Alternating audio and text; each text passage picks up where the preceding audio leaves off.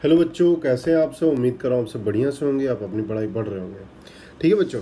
अच्छा, last class में बच्चों हमने वेपर प्रेशर देखा था।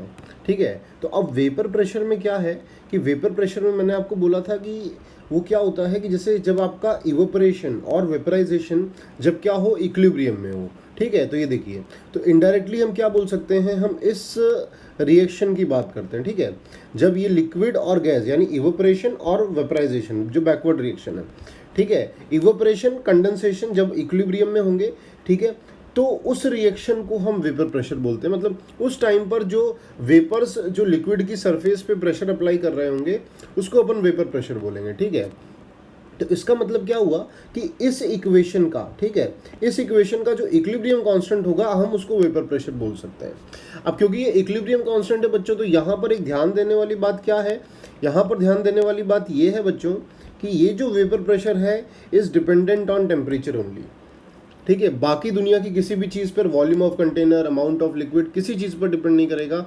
ये सिर्फ और सिर्फ किस पर डिपेंड करेगा, आपके टेम्परेचर पर। ठीक है, तो इसको अपन बात करते हैं। ठीक है, तो ये वेपर प्रेशर है, इंपॉर्टेंट चीज़ है। ठीक है, और आगे बढ़ने से पहले अगर आपको चैनल थोड़ा भी यूज़फुल लगे तो उसको लाइक करिए, सब्सक्राइब करिए, फ्रेंड्स को बताइए। ठीक है, चलिए आगे बढ़ते हैं। ठीक है, अब बच्चों चलो अपन अपनी प्रेजेंटेशन स्टार्ट करते हैं। तो वेपर प्रेशर हमने पढ़ लिया, अब हम पढ़ते हैं ideal and non ideal solutions. ठीक है, अच्छा, अब ideal and non ideal solutions क्या है, चलिए एक एक करके देखते हैं। पहला आइडियल सॉल्यूशन। ओके, तो आइडियल सॉल्यूशन में क्या बात करते हैं कि the solutions which obeys Raoult's law at any concentration and temperature. Okay, मतलब हर एक कंसंट्रेशन और टेम्परेचर पर जो राउल्स लॉ का पालन करे उसी बच्चों हम क्या बोलेंगे, आइडियल सॉल्यूशंस। ठीक है, चलिए अब इसमें लिखा हुआ है कि, ठीक है, अब देखना बच्चों, यहाँ कंडीशंस बहुत इंपॉर्टेंट है कि जैसे two liquids A and B form an ideal solution if A intermolecular attractive forces are similar to that of B B.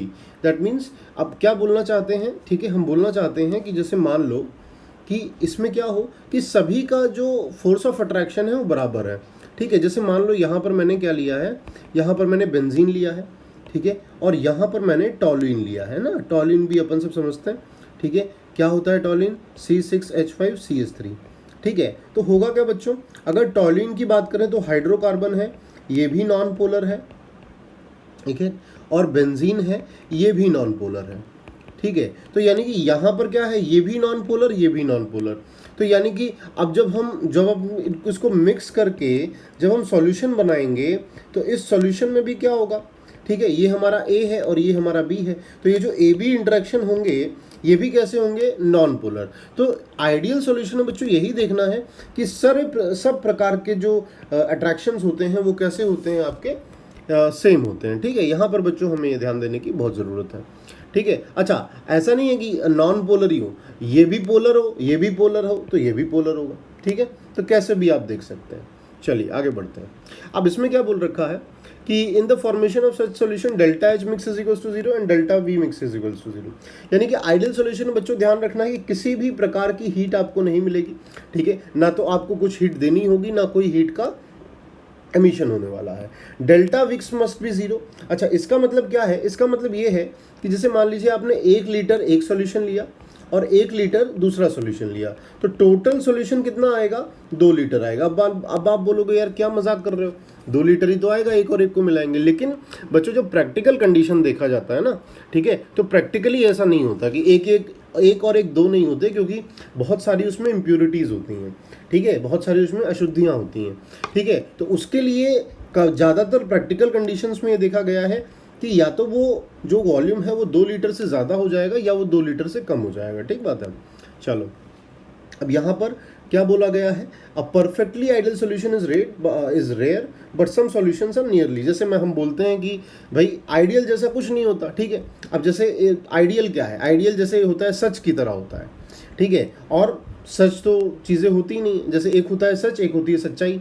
ठीक है, सच क्या है कि भाई हमें 17 घंटे पढ़ने चाहिए, हमें 18 घंटे पढ़ने चाहिए, हमें झूठ नहीं बोलना चाहिए, हमें पाप नहीं करना चाहिए।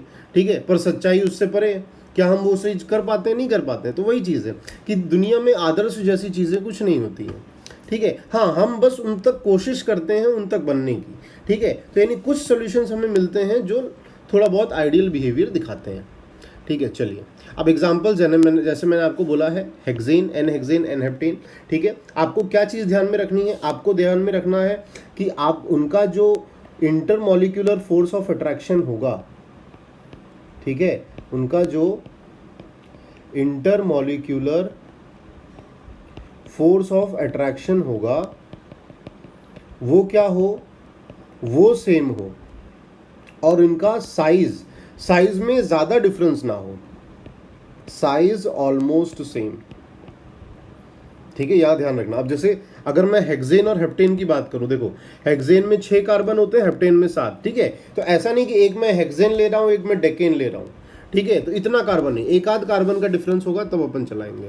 ठीक है, अब जैसे अब देखो ब्रोमोइथेन, क्लोरोइथेन। ठीक है, अब अपन को पता है ये भी कैसा है, ये अगर ब्रोमोइथेन, तो ब्रोमोइथेन का मतलब Br की वजह से इलेक्ट्रोनेगेटिव डिफरेंस आ जाएगा, यानी कि आपके सोल्यूशन में माइनस प्लस चार्ज आने लगेंगे। ठीक है, तो यहाँ पर अपन क्या बोलेंगे कि ये भी पोलर है, ठीक है, ये भी पोलर है। ठीक है, तो अब ये आपस में जब सॉल्यूशन बनाएगा तो वो भी क्या होगा, उनमें बॉन्डिंग कैसी होगी, उनमें भी पोलर पोलर होगा। बेंजीन प्लस टोलुइन जो मैंने अभी आपको बताया। ठीक है, अच्छा अब बच्चों बात करते हैं नॉन आइडियल सॉल्यूशन। अब नॉन आइडियल सॉल्यूशन क्या है कि इसमें लिखा है व्हेन अ सॉल्यूशन, क्या बोल रहा है, when a solution does not obey Raoult's law at any concentration, यानी किसी भी कंसंट्रेशन या टेम्परेचर पर जब कोई सॉल्यूशन राउल्स लॉ का पालन ना करे तो उसे नॉन आइडियल बोलेंगे। ठीक है, तो यही सारी चीज़ें हैं, आगे बढ़ते हैं। ठीक है, अब नॉन आइडियल सॉल्यूशंस में क्या होता है बच्चों कि उसमें जो इंटरेक्शंस होते हैं वो अलग अलग होते हैं। ठीक है, यानी कि जो आपके सॉल्यूट और सॉल्वेंट के इंटरेक्शंस होते हैं वो अलग अलग होते हैं। जैसे आइडियल में हमने देखा कि वो एक होते थे, वो सेम होते थे, यानी इसमें ऐसा नहीं होता। ठीक है, और इसमें क्या होता है, डेल्टा H मिक्स और डेल्टा V मिक्स भी 0 नहीं होता। ठीक है, तो अब यहाँ पर बात करते हैं कि अब वेपर प्रेशर की बात करें तो क्योंकि वो राउल्स लॉ से नहीं मिलता, तो जाहिर सी बात है कि वो भी क्या होता है, वो भी या तो कम मिलेगा या तो ज़्यादा मिलेगा। भाई राउल्स लॉ हमें क्या बताता है, जो हमने कल फॉर्मूला देखा PS is equals to PA0XA plus PB0XB, वो हमें आइडियल कंडीशन बताती है। ठीक है, वो हमें आइडियल कंडीशन बताती है, तो यानी कि उतना नहीं मिलेगा, तो उससे कम मिलेगा या उससे ज़्यादा मिलेगा।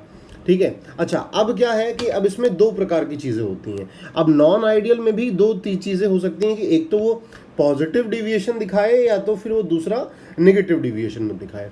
ठीक है, तो पॉजिटिव डिविएशन का मतलब क्या है कि अगर जो वेपर प्रेशर है अगर वो ज़्यादा है ना, पॉजिटिव से ही पता चल रहा है कि अगर जो वेपर प्रेशर है जो आइडियल आना चाहिए, जो राउल्स लॉ से अगर ज़्यादा आ रहा है तो हम उसे पॉजिटिव बोलेंगे। ठीक है, अगर वो राउल्स लॉ से कम आ रहा है तो उसे हम नेगेटिव डिविएशन बोलेंगे। ठीक है, चलो अब जैसे एक छोटा सा MCQ है। ठीक है, अब आपको बताना है कि कौन सा यहाँ पर आइडियल सॉल्यूशन नहीं बनाएगा। ठीक है, तो वीडियो को पॉज करो और बताओ। ठीक है, अब देखो, अब जैसे बात करते हैं, ठीक है, अब जैसे C6H14 C7H16। ठीक है, तो ये तो क्या हो गया, ये दोनों नॉन पोलर आइडियल सॉल्यूशन बनाएंगे। ब्रोमोइथेन क्लोरोइथेन दोनों दोनों पोलर हैं, ये भी बनाएंगे। ठीक है, CCl4 आप देखोगे तो इसका जो डाइपोल मोमेंट होता है 0। ठीक है, ये भी 0, यानी कि ये भी बनाएगा। तो करेक्ट आंसर आपका क्या होगा, करेक्ट आंसर होगा आपका B। ठीक है, चलो अच्छा अब क्या होता है, अब जैसे पॉजिटिव और नेगेटिव डिविएशन की बात करते हैं। ठीक है, तो पॉजिटिव डिविएशन का मतलब क्या होता है, जैसे अपन ने बात करी कि इसमें जो सॉल्यूट ठीक है, जो आपका सॉल्यूट और सॉल्वेंट इंटरेक्शंस होता है वो ज़्यादा होता है सॉल्यूट उससे इंटरेक्शन से। ठीक है, अब जैसे यहाँ पर अपन बात करें, ठीक है, तो मैं इसमें क्या लिखना चाहता हूँ, मैं ये लिखना चाहता हूँ कि जो AA इंटरेक्शन है, ठीक है, और जो BB इंटरेक्शन है, ये क्या होगा, ये ज़्यादा होगा AB इंटरेक्शन से। ठीक है, तो ये क्या है आपका पॉजिटिव डिविएशन। ठीक है, तो यहाँ पर आपको ध्यान रखना है। तो अब जैसे अगर बात करें, ठीक है, तो अब अगला पॉइंट देखते हैं। ठीक है, अगला पॉइंट क्या कहता है, अगला पॉइंट ये कहता है कि the partial vapour pressure of each component of the solution is greater than the vapour pressure as expected. ठीक है, यानी कि जो अभी अपन ने देखा था, जो वेपर प्रेशर होगा जो हम राउल्स लॉ से कैलकुलेट करेंगे, हम सोच रहे होंगे कि उतना आएगा, लेकिन एक्चुअल में उससे ज़्यादा आता है। ठीक है, चलो अब देखो, अब क्या होता है कि अब इसमें बोल रखा है the interactions becomes weaker hence escaping tendency of molecules increases. अच्छा, जब अगर इंटरेक्शन कमज़ोर हो जाएगा तो जाहिर सी बात है कि जो इलेक्ट्रॉन जो वेपराइज होने वाले हैं, जो उनका इवोपरेशन होने वाला है वो आसानी से होगा। ठीक है, अच्छा अब एग्जाम्पल के तौर पे यहाँ पर लिखा हुआ है कि a mixture of ethanol and acetone shows positive deviation. In ethanol, the molecules are associated through intermolecular H bonding, which are broken, hence exhibits positive deviation. यानी कि इसमें क्या बोल रखा है बच्चों, इसमें ये बोल रखा है कि जैसे इथेनॉल है, ठीक है, तो इथेनॉल में तो क्या है आपको पता है, यहाँ पर H बॉन्डिंग हो रही है, ठीक है, और दूसरा क्या है एसीटोन, ठीक है, ये एसीटोन है दूसरा, ठीक है। अब इसमें तो H बॉन्डिंग नहीं है, तो अब जब आप इसको मिक्स करोगे ना, जब इन दोनों का सॉल्यूशन बनाओगे, तो जब ये अलग थे, जब ये आपका C2H5OH अलग डब्बे में था, तब इसमें क्या था, H बॉन्ड था, तब ये स्ट्रांग था, ठीक है। लेकिन जब आपने इसको मिक्स करके एक सॉल्यूशन बना दिया, तब जब आप सॉल्यूशन बनाओगे तो ये जो माइनस प्लस है ना, ठीक है, तो ये जो ऑक्सीजन की वजह से माइनस प्लस आ रहा है, तो इसके C2H5OH के बॉन्ड्स को तोड़ देगा, ठीक है। तो तोड़ देगा यानी कि जो सॉल्यूशन में जो बॉन्ड बन रहा है वो क्या हो जाएगा, वीकर हो जाएगा, यानी कि फिर से वही चीज़ कि जो इसमें AB इंटरेक्शन आएगी वो कम हो जाएगी AA या BB इंटरेक्शन से, ठीक है। इसलिए क्या हो जाएगा, ये पॉजिटिव डिविएशन शो करेगा, ठीक बात है। चलो ठीक है, तो वही बात है, delta H mix greater than 0, delta V mix greater than 0, ठीक है। अब इसमें क्या है, the solution forms minimum boiling azeotropes, ठीक है। अब एजियोट्रोप्स का मतलब क्या होता है कि जब ये विचलन, ठीक है, जब ये आपका डिविएशन ज़्यादा हो जाए, ठीक है, जब ऐसे आपके सॉल्यूशंस जहाँ पर ये डिविएशन ज़्यादा हो जाए, ठीक है, तो यहाँ पर मैं लिख दे रहा हूँ कि दो solutions having deviation in large amount are called azeotropes, ठीक है। चलो अब पॉजिटिव डिविएशन के, ठीक है, अभी भी बात करिए, ठीक है, एसीटोन और CS2, ठीक है। अब ये कुछ है एग्जांपल्स, ठीक है, आपको दिख रहा होगा, ठीक है, नॉन पोलर है, ठीक है, यहाँ पर आपको दिख रहा होगा कि जैसे अब ये C6H6 है, ये भी नॉन पोलर है, ठीक है, CCl4 है, लेकिन यहाँ पर क्या होगा, यहाँ पर CCl4 में कुछ बैक बॉन्डिंग हो रही होगी, ठीक है, उसके हिसाब से आपको ध्यान रखना है। कुछ एग्जांपल है, ठीक है, ध्यान जरूर रखना। यहाँ पर देख लो H2O में, ठीक है, ये एग्जांपल ध्यान रखना, H2O में H बॉन्डिंग, आपको पता है एक H2O मॉलिक्यूल 4 H बॉन्ड बनाता है, तो जब आप C2H5OH भी H बॉन्ड बनाएगा, लेकिन जब आप इन दोनों को मिला दोगे तो इसके जो H2O के जो H बॉन्ड हैं वो क्या होने लगेंगे, वो टूटने लगेंगे, ठीक है। तो इसलिए ये सारे एग्जांपल क्या है, पॉजिटिव डिविएशन के, ठीक है। चलो इनको याद रखना, डायरेक्ट क्वेश्चन आते हैं बच्चों, ठीक है, एकदम डायरेक्ट क्वेश्चन आते हैं, ठीक है। अब नेगेटिव डिविएशन की, तो नेगेटिव डिविएशन में सब उल्टा कर देना है, यानी कि यहाँ पर क्या होगा, यहाँ पर आपका जो AA और BB इंटरेक्शन होगा वो कम हो जाएगा AB इंटरेक्शन से, यानी कि यहाँ पर जब आप सॉल्यूशन बनाओगे, ठीक है, तो सॉल्यूशन में जो बॉन्डिंग होगी वो ज़्यादा पावरफुल होगी, ठीक है। और पार्शियल वेपर प्रेशर ये क्या आएगा, एक्सपेरिमेंटल वेपर प्रेशर इसका कम आएगा, ठीक है।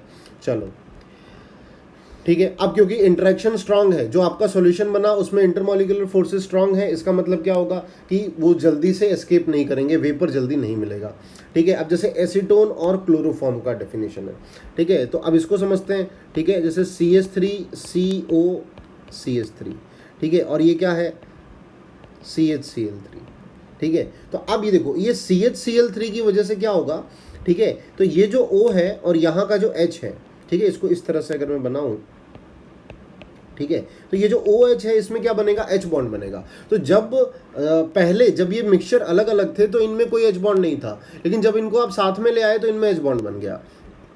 तो इसका मतलब क्या हुआ, इसका मतलब ये हुआ कि जब आपने सॉल्यूशन बनाया तो इनकी बॉन्डिंग स्ट्रांग हो गई, इसलिए इसको क्या बोलेंगे, नेगेटिव डिविएशन, ठीक है। ये इसको यहाँ पर एग्जाम्पल से भी इन्होंने शो किया हुआ है, ठीक है। चलो अब डेल्टा है, क्योंकि नेगेटिव है तो सारी चीज़ें आपको ध्यान रखना है, लेस देन जीरो होगा, ठीक है। इसको बोलेंगे मैक्सिमम बॉइलिंग एजियोट्रोप्स, ठीक है, बात कर चुके हैं अपन एजियोट्रोप का होता है, ठीक है, एक जनरल एग्जांपल है, इसको याद रखने की ज़रूरत नहीं है। चलिए अब इसमें क्या बोल रखा है, ठीक है। अब यहाँ पर एजियोट्रोप की एक और डेफिनेशन यहाँ पर दे रखी है, ठीक है। वो बोल रखा है a binary mixture which can not be resolve into components, यानी कि ऐसे मिक्सचर जिनको हम अलग नहीं कर सकते। ठीक है, तो जैसे मैंने आपको बोला था अभी कि इनमें डिविएशंस ज़्यादा होते हैं। ठीक है, इनमें डिविएशंस ज़्यादा होते हैं, तो इसलिए हम क्या बोलेंगे, अब अगर डिविएशन बहुत ज़्यादा है, ठीक है, यानी कि बहुत ज़्यादा अलग हो रहे हैं आइडियल सॉल्यूशन से, तो जाहिर सी बात है कि हम इसमें से हमारे जो अलग अलग जो लिक्विड्स थे उनको अलग नहीं कर सकते। ठीक है, तो यही उसकी डेफिनेशन लिखी हुई है। चलो, अब यहाँ पर क्या बोल रखा है कि अब जैसे यहाँ पर बात की गई है वेपर प्रेशर कर्व की पॉजिटिव एंड नेगेटिव डेविएशन। ठीक है, तो लास्ट क्लास में हमने इसका देखा था। ठीक है, तो जनरली क्या होता है कि जनरली आइडियल सॉल्यूशन के लिए स्ट्रेट लाइन होती है, लेकिन यहाँ पर क्या होता है, पॉजिटिव डेविएशन है, तो यानी कि सारी चीज़ें ज़्यादा हो जाएंगी। ठीक है, तो सारी चीज़ें ज़्यादा हो जाएंगी, तो ये पॉजिटिव डेविएशन के लिए हो गया। ठीक है, अच्छा, नेगेटिव डेविएशन के एग्जांपल्स ये रहे। ठीक है, आपको ध्यान रखना है। ठीक है, तो जनरली आप यह ध्यान रखें, जैसे यहाँ देखें H2O plus acid, H2O plus acid. ठीक है, तो हमेशा ये ध्यान रखें कि जब भी आपका H2O प्लस एसिड आएगा तो वो हमेशा नेगेटिव डेविएशन शो करेगा। ठीक है, कैसे देखना है मैंने आपको बता दिया है कि जब आपके सॉल्यूशन की जो बॉन्डिंग बन रही है अगर वो इंडिविजुअल कंपोनेंट से स्ट्रांग बन रही है तो इसका मतलब क्या है, इसका मतलब है आपका नेगेटिव डेविएशन शो करेगा। इंपॉर्टेंट है। ठीक है, अब MCQs, अब जैसे यहाँ पर है, बड़ा आसान है कि solution of ethanol and n-heptane. ठीक है, आप वीडियो पॉज करके इसका आंसर दे सकते हैं। ठीक है, तो अपन जानते हैं कि इथेनॉल में क्या होता है, H बॉन्डिंग होती है। एन-हेप्टेन ये क्या है, हाइड्रोकार्बन है, ये नॉन पोलर होता है। ठीक है, तो जब इसमें एन-हेप्टेन को इसमें मिलाओगे तो इसके H बॉन्ड टूटेंगे। ठीक है, तो H बॉन्ड टूटेंगे यानी कि ये क्या होगा, ये कमज़ोर होगा, जो इसका सॉल्यूशन की बॉन्डिंग है वो कमज़ोर होगी। ठीक है, तो अगर कमज़ोर होती है तो यानी कि क्या बोलते हैं, पॉजिटिव डेविएशन के साथ, यानी कि बी इसका सही आंसर होगा। ठीक है, अब आते हैं बच्चों कॉलिगेटिव प्रॉपर्टी पर। अच्छा, कॉलिगेटिव प्रॉपर्टी पर अब आते हैं, तो कॉलिगेटिव प्रॉपर्टी क्या होती है। अच्छा बच्चों, हमने बहुत सारी ऐसी प्रॉपर्टी देखी है जो क्या होती है, जो नेचर पर डिपेंड करती है, जो आपके सॉल्यूट के नेचर पर डिपेंड करती है। ठीक है, लेकिन अब कॉलिगेटिव प्रॉपर्टीज़ वो प्रॉपर्टीज़ हैं बच्चों जो नेचर पर नहीं, उनके नंबर्स पर डिपेंड करती है। ठीक है, उनके नंबर्स पर डिपेंड करती है। अब देखो यहाँ पर यही है कि फिर से मैं बता रहा हूँ कि हमें पढ़ने का तरीका कैसा रखना होगा, एकदम जल्दबाजी में नहीं पढ़ना है। ठीक है, आराम आराम से पढ़ना है। जितने चैप्टर कर रहे हो तसल्ली से करो, उतने नंबर आ जाए। ऐसा नहीं है कि पूरे के पूरे 20 चैप्टर पढ़ लो पर क्वेश्चन एक भी ना हो रहा है ना, एकदम तसल्ली से पढ़ना है। तसल्ली से पढ़ोगे तभी नंबर आएंगे, हड़बड़ाना नहीं। भले आधे चैप्टर छूट जाए कोई दिक्कत नहीं है। ठीक है, पर जितना पढ़ना है ऐसा पढ़ना है कि उसमें से अगर क्वेश्चन आ गया तो वो नहीं छूटना चाहिए। ठीक है, तो मैं क्या बोल रहा था कि कॉलिगेटिव प्रॉपर्टी वो प्रॉपर्टीज होती हैं जो आपका क्या बोलते हैं उसको, कि जो सॉल्यूट के पार्टिकल्स पर, नंबर ऑफ पार्टिकल्स पर डिपेंड करती हैं। ठीक है, वो उनके नेचर पर डिपेंड नहीं करती, नेचर से लेना देना ही नहीं है, नेचर चाहे जैसा भी हो। ठीक है, वो उनके नंबर पर डिपेंड करती है। ठीक है, तो यहाँ पर मैं लिख रहा हूँ कि properties of dilute solutions which depend on the number of particles, ठीक है, ऑफ द सॉल्यूट प्रेजेंट। ठीक है, तो जो सिर्फ और सिर्फ नंबर्स पर प्रेजेंट करती हैं वो। ठीक है, तो अब इसमें कुछ कॉलिगेटिव प्रॉपर्टीज़ हैं, ये 4 कॉलिगेटिव प्रॉपर्टीज़ हैं जो आपको पढ़नी है। ठीक है, तो अब जैसे एक छोटा सा क्वेश्चन है। ठीक है, अब जैसे क्वेश्चन क्या है कि 1 formula wait each of NaCl and glucose dissolved in 1000 ml of water separately and 2 different solutions are prepared. Which solution experiences more colligative property? ठीक है, अब देखो वही है, समझने वाली चीज़ें हैं। ठीक है, वीडियो को पॉज करो, अपने हिसाब से देखो, फिर मैं आंसर बता रहा हूँ उससे मैच करो। ठीक है, अच्छा, अब क्या बोल रहा है कि 1 मॉलिक्यूल और 1 formula unit of NaCl produces 2 ions. ठीक है, एक NaCl मिलके 2 आयन मिलाएगा। ठीक है, डिसोसिएट होके, बल जबकि ग्लूकोज है, ग्लूकोज डिसोसिएट ही नहीं होता, ये तो क्या है, नॉन इलेक्ट्रोलाइट है, यानी कि ये एक का एक पार्टिकल ही रहेगा। तो अब इसमें क्या बोल सकते हैं कि NaCl के पास ज़्यादा प्रॉपर्टी, कॉलिगेटिव प्रॉपर्टी होगी। ठीक है, क्योंकि NaCl ये टूट कर कितना बना रहा है, 2 प्रॉपर्टी बना रहा है, और ग्लूकोज आपका नॉन इलेक्ट्रोलाइट था तो ये टूट ही नहीं सकता, तो 1 मोल का 1 मोल ही रहेगा। ठीक है, तो अब बच्चों बात करते हैं, ठीक है, आगे की बात करते हैं। ठीक है, तो अब कॉलिगेटिव प्रॉपर्टी है तो एक एक करके उसको अपन पढ़ते हैं। तो पहला जो अपन ने देखा था कि भाई RLVP। ठीक है, तो RLVP क्या होता है बच्चों, इसको समझते हैं, बहुत आसान सी बात है। ठीक है, तो जैसे मान लो कि यहाँ पर मैंने एक कंटेनर लिया है। ठीक है, तो एक कंटेनर लिया है। ठीक है, इसमें क्या है, इसमें आपका प्योर सॉल्वेंट है, इसमें आपका प्योर सॉल्वेंट है जिसे हम बोलेंगे P0। ठीक है, इसका वेपर प्रेशर हम क्या बोलेंगे, P0। ठीक है, अब आपने क्या किया है, अब आप इसमें आपने कोई नॉन वोलेटाइल सोल्यूट डाल दिया है। ठीक है, तो इसमें क्या कर दिया, कोई नॉन वोलेटाइल सोल्यूट डाल दिया है, इसको हम क्या बोलेंगे, नॉन वोलेटाइल सोल्यूट। ठीक है, इसको अपन नाम दे देंगे A से। ठीक है, पेन चेंज कर लेते हैं। ठीक है। तो अब क्या किया है आपने, अब यहाँ पर अब जाहिर सी बात है हम ये जो इतनी भी कॉलिगेटिव प्रॉपर्टीज पढ़ रहे हैं बच्चों, ये सभी के सभी किसके लिए पढ़ रहे हैं, आइडियल सॉल्यूशंस के लिए, ठीक है। तो आइडियल सॉल्यूशंस के लिए है, तो इसका मतलब क्या है, हम राउल्स लॉ लगाते हैं, ठीक है। तो राउल्स लॉ क्या कहता है, P A naught X A plus P B naught X B, ठीक है, ये कहता है ये।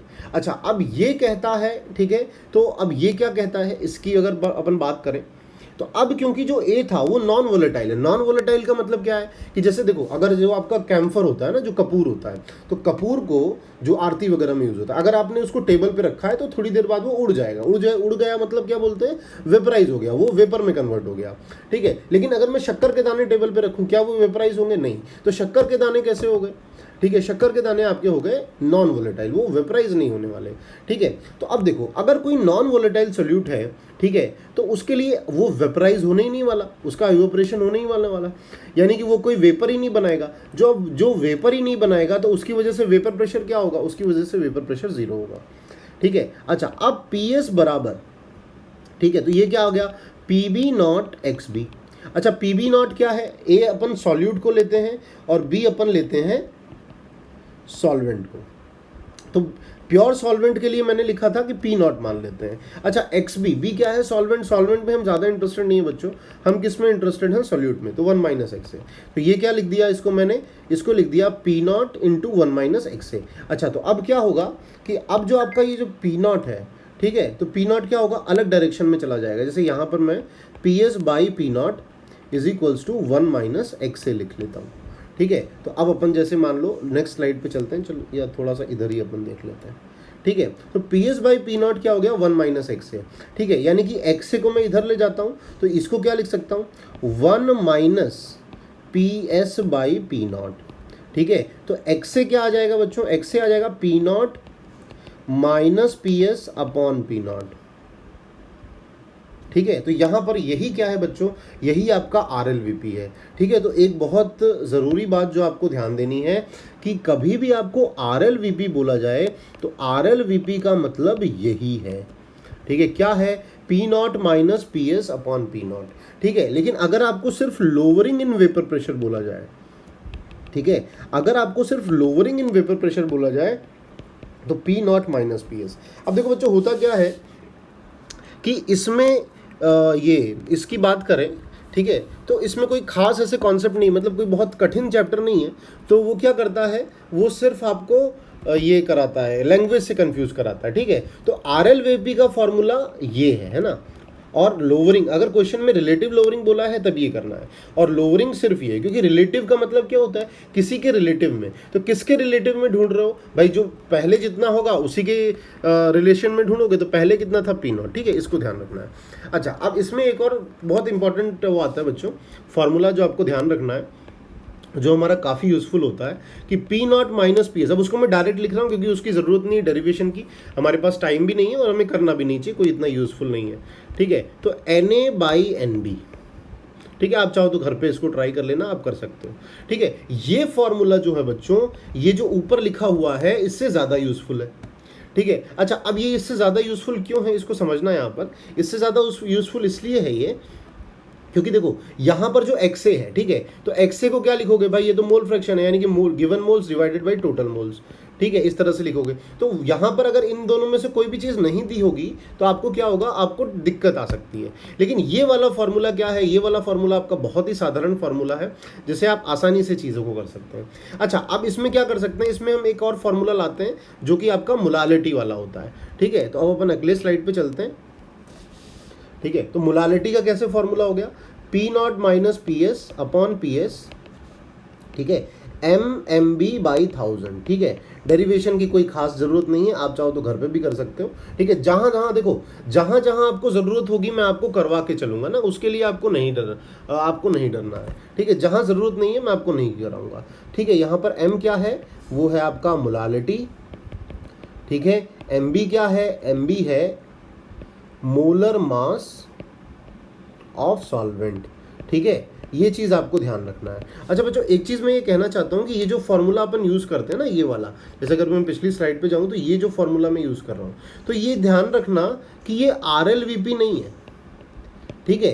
अगर क्वेश्चन में बोल रखा है RLVB बताओ, तब तो आपको यही फॉर्मूला यूज करना पड़ेगा, ठीक है। ये तो हमने क्या किया है, ये वाला फॉर्मूला बस हमने अपनी सहूलियत के लिए बनाया है, हमारी लाइफ आसान करने के लिए बनाया है, ठीक है। बात समझ में आ रही है?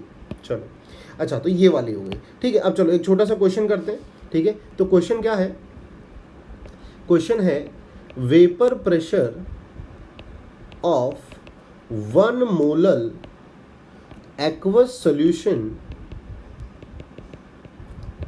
of glucose at 100 degree Celsius, ठीक है। अच्छा, तो relative lowering in vapour pressure क्या बताता है, ठीक है बच्चों। तो आज के बाद आपको ध्यान रखना है कि relative lowering in vapour pressure ये बताता है कि जब आप किसी भी, ठीक है, आप किसी भी सॉल्वेंट में अगर नॉन वोलेटाइल सॉल्यूट गिराते हो तो आपका जो वेपर प्रेशर है बच्चों वो क्या होता है, वेपर प्रेशर कम होता है। अच्छा, वेपर प्रेशर कम हो रहा है, ठीक है। अच्छा, अब इसका लॉजिक क्या है, इसका लॉजिक यही है, क्योंकि अब देखो, क्योंकि जैसे मान लो ये आपका सॉल्वेंट है, ठीक है। अब आपने सॉल्वेंट में कोई कंकड़ पत्थर डाल दिया, कोई नॉन वोलेटाइल सॉल्यूट डाल दिया, अब होगा क्या, अब यहाँ, क्योंकि देखो यहाँ पर क्या हो रहा था, इसी सरफेस पर इवेपोरेशन होना था, ठीक है। तो इस सरफेस पे इवेपोरेशन होना था, अब आपने इसमें कोई नॉन वोलेटाइल डाल दिया, तो उसने क्या किया, सरफेस एरिया को कम कर दिया। अच्छा, अब सरफेस एरिया को कम कर दिया यानी कि कम वेपर्स बनेंगे। अच्छा, कम वेपर्स बनेंगे तो जाहिर सी बात है वेपर प्रेशर भी कम होगा, ठीक है। तो आज के बाद मुद्दे की बात ध्यान रखना कि कभी भी अगर आप उसमें अपने सॉल्वेंट में अगर नॉन वोलेटाइल सॉल्यूट डालोगे तो क्या होने वाला है, तो आपका वेपर प्रेशर कम होने वाला है, ठीक है। अच्छा, अब इस क्वेश्चन को अपन सॉल्व करते हैं, ठीक है। तो क्वेश्चन को कैसे सॉल्व करते हैं अब देखते हैं, ठीक है। अब इसमें एक बढ़िया सा हिंट छुपा हुआ है, ठीक है। डायरेक्ट क्वेश्चन नहीं है बच्चों, डायरेक्ट क्वेश्चन में लूंगा ही नहीं, ठीक है, वो मेरी आदत ही नहीं है, ठीक है। डायरेक्ट फार्मूला बेस्ड क्वेश्चन कराने की, एक क्वेश्चन करेंगे जिससे काफ़ी चीज़ें हो जाएंगी, ठीक है। तो ये फार्मूला है। अच्छा, अब इसमें बोल दिया 1 मोलल सॉल्यूशन है, ठीक है। अच्छा देखो, एक्वस की बात करते हैं, ठीक है। तो एक्वस में क्या होता है, एक्वस का मतलब आपका सॉल्वेंट क्या है, वाटर, यानी कि 18/1000, ठीक है। अच्छा, अब यहां पर क्या है, आपको वेपर प्रेशर पूछा है सॉल्यूशन का, लेकिन आपको क्या है, P0 नहीं दिया है, प्योर वेपर प्रेशर नहीं दिया है। लेकिन आपको बच्चों यहां पर एक बड़ी खास बात दी है। कौन सी खास बात दी है, आपको दिया हुआ है टेम्परेचर 100 डिग्री सेल्सियस। और क्योंकि हमारा जो सॉल्वेंट है वो वाटर है बच्चों, तो आपको यहाँ से क्या पता चल रहा है, आपको यहाँ से ये पता चल रहा है कि सॉल्वेंट वाटर है, और वाटर का बॉइलिंग पॉइंट कितना होता है, वाटर का बॉइलिंग पॉइंट होता है 100 डिग्री सेल्सियस बच्चों, ठीक है। और अगर मैं आपसे बॉइलिंग पॉइंट की डेफिनेशन की बात करूँ, ठीक है, तो बॉइलिंग पॉइंट की डेफिनेशन क्या होती है, अब आपको उनको चीज़ें डिटेल में पढ़नी है, यानी कि that temperature at which the vapour pressure of the solution becomes equal to the external vapour pressure. यानी कि 100 डिग्री सेल्सियस पर एक्सटर्नल वेपर प्रेशर कितना होता है, 1 atm। यहां पे मैं लिख रहा हूं, that temperature at which the vapour pressure of solution is equals to what you can say the vapor pressure, or simply we can say that is equals to external atmospheric pressure, right? ठीक है, तो ये हम बोल सकते हैं, ठीक है। तो यानी कि अब वो बोल रखा है 100 डिग्री सेल्सियस पर, तो 100 डिग्री सेल्सियस पर तो मेरा ये बॉइलिंग पॉइंट है पानी का, ठीक है। तो यानी कि बॉइलिंग पॉइंट पर क्या होता है कि जो सॉल्यूशन का जो वेपर प्रेशर होता है बाहर के प्रेशर के बराबर होता है, यानी कि इनडायरेक्टली आपको दिया हुआ है कि P0 की वैल्यू क्या है, 1 atm है। तो यानी कि आपको P0 माइनस PS/PS, मोलालिटी 1 था, ये 18/1000, P0 है आपको 1 atm। तो आप या तो 1 atm ले लो या 760 mmHg ले लो, डिपेंड करेगा किस पे कि ऑप्शंस किस में दिए हैं। तो मैं 760 mmHg ले रहा हूँ, तो 760 minus PS divide by PS into 18/1000, ठीक है। तो ये रहा बच्चों आज का लेक्चर, ठीक है। काफ़ी चीज़ें अपन ने डिस्कस की, इंपॉर्टेंट चीज़ें डिस्कस की, होप आपको चीज़ें ठीक लगी होंगी, ठीक है। तो अपन इसके बाद कल कंटिन्यू करेंगे और कोशिश करेंगे कि कल ये चैप्टर अपन निपटा दें, ठीक है। चलिए बच्चों, थैंक यू।